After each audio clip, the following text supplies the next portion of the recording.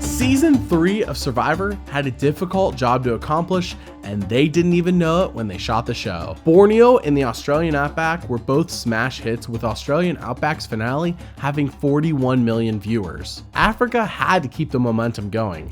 It was shot in the summer of 2001, but then 9/11 happened before it could air, and that left the US in a weird place. History has shown us how this event has largely shaped the US, and the media of the time reflected it with a much darker tone across the board afterwards, with darker movies and shows and just a more grounded sense of reality versus the fun times that seemed to be happening in the late 90s. Africa, however, is not a dark season, but were people ready for Survivor again so soon after national disaster? The show had a dip in the viewership, but seemed to recover by the end of the season. So with that, let's review Survivor Africa. Before we start, I want to thank you all for supporting this channel. If you want to see these videos weeks before they are released on YouTube, then consider supporting this channel on Patreon. That Patreon also has exclusive Survivor podcasts by myself and guests, and all money goes towards making more content for this channel. With that out of the way, let's start the video. Number 1, the theme. Africa has to be the most dangerous season in the history of the show. It has lions actively roaming around the players' camps, and the players had to stay up at night to keep watch so they weren't eaten alive.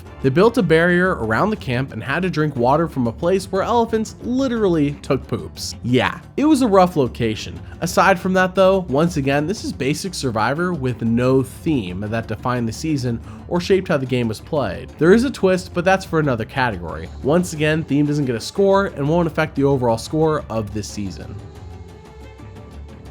Number 2, production quality. Production quality keeps getting better and better. The editing is improved overall, the challenges are easier to follow along with, and there isn't as much downtime as there was in previous seasons. Don't get me wrong, there's still downtime. It's just greatly improved since Australian Outback.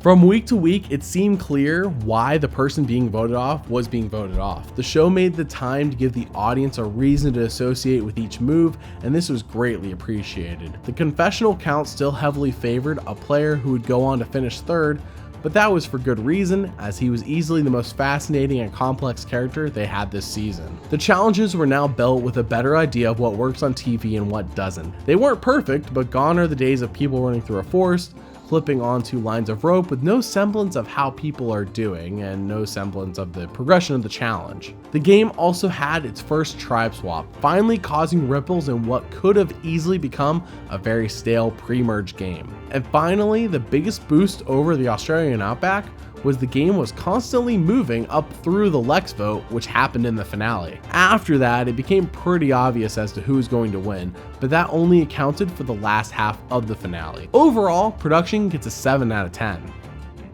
Number 3, strategic play. Unlike production, the strategic play here actually didn't make any large forward strides. In fact, it may have actually regressed a little bit, despite there being a tribe swap. The alliance of Ethan, Lex, and Tom, and Kim Johnson made it all the way to the end before having to turn on each other.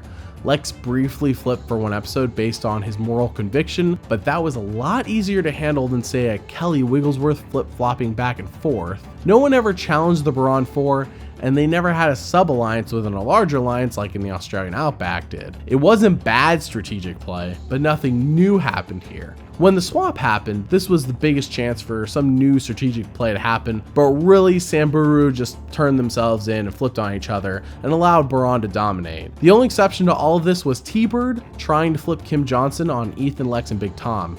She used a lot of great logical arguments, and she did this over the span of multiple episodes, not waiting till the last minute. And by the time Kim really did consider it serious, well, T-Bird was sent home packing. Overall, strategic play gets a 4 out of 10.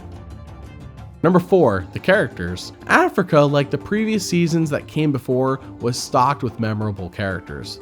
From Lex, to Big Tom, to Brandon, to Frank, to T-Bird, to Kelly, to Linda, and Clarence. This season really brought it to the table. There was a lot of emotion, drama, and fun to be had the whole way along. Who could forget how Brandon and Frank hated each other all season, but then won a reward where they, and they alone, go on a movie date with each other.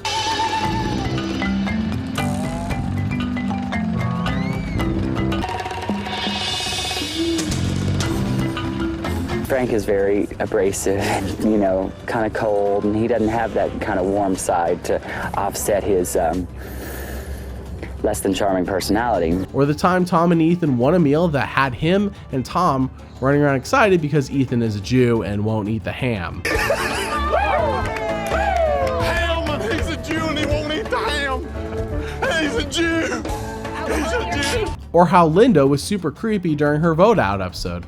Or the time Tom's wife said she missed him so much that she had to ride the horse instead. Hello! Hey Tom, I sure do miss you around here. I've had a lot of time, so I've just been riding this old stud here since I don't have one at home. This was a season that once again was carried by the characters, with production finally starting to catch up. However, there were still a few duds, and even some who were just kind of there, including the first and second place finishers. Since the characters are so important to a season, I give their score twice the weight, and with that, the characters score an 8 out of 10.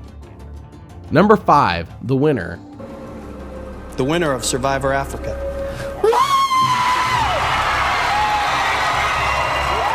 Well, the winner wasn't Lex, but that is for good reason, and I covered it pretty in depth in the Lex video. But was Ethan Zohn the best player of the season? Yeah. Was he the most fun to watch? No. Instead of adding on to what Richard Hatch had established and what Tina Wesson have built upon, Ethan seemed to regress. He played a nice guy variant of the Richard Hatch game, and instead of a more advanced version of the Tina Wesson game, he made an alliance of 4 and basically just stuck with that to the end. He really didn't have much in the way of needing to deal with other things. Lex only flipped on him for 1 episode, but that was pretty much all the struggle he had to go through all season.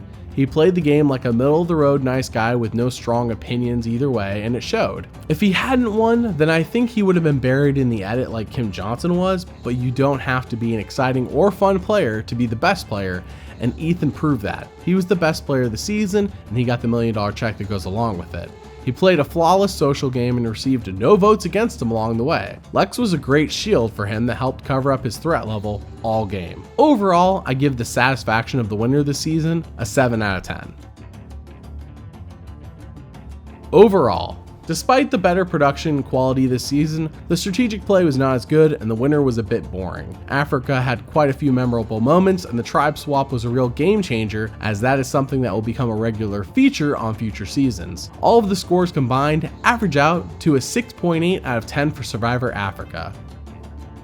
Tune in next time as I weave the tale of Boston Rob from Survivor Marquesas. Thanks for watching, and if you like the content you see here, then please support me and this channel on Patreon. That Patreon has every video I release weeks earlier than when they go up here on YouTube, along with exclusive Survivor podcast. Thank you for your support. Lex, the tribe has spoken.